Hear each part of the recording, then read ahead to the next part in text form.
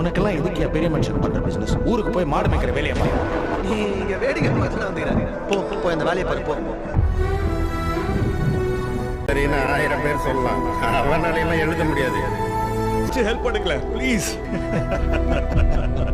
எல்லாரும் அதை மாதிரி சிரிச்சாருங்க. இங்க இருக்கிற யாருக்கும் உன்னை கண்டுபிடிக்காது. லைஃப்ல ஒவ்வொரு தடவையும் ட்வீட் பண்ணிட்டே இருந்தா எப்படி ஓடி ஓடி உன்னை தூக்கி அடிச்சிருவாங்க.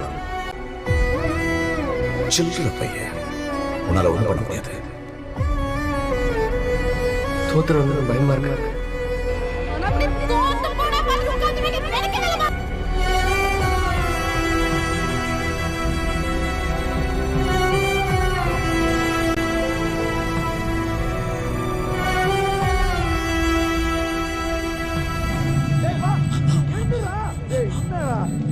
கஷ்டப்பட்டு முன்னாடி பின்னாடி விட்டுறாரா?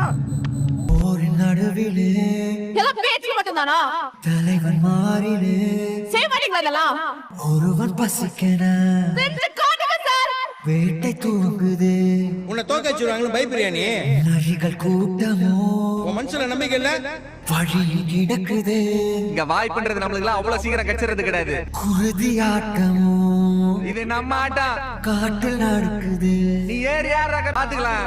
படைகள் 100 வந்து போதவில்லையே, தடுக்க வந்த பகையும் வெல்லவில்லை. கண்ட சிங்கம் யார் கண்டு அஞ்சும்?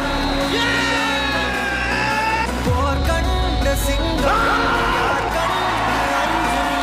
மாறாது இவன் வீரமே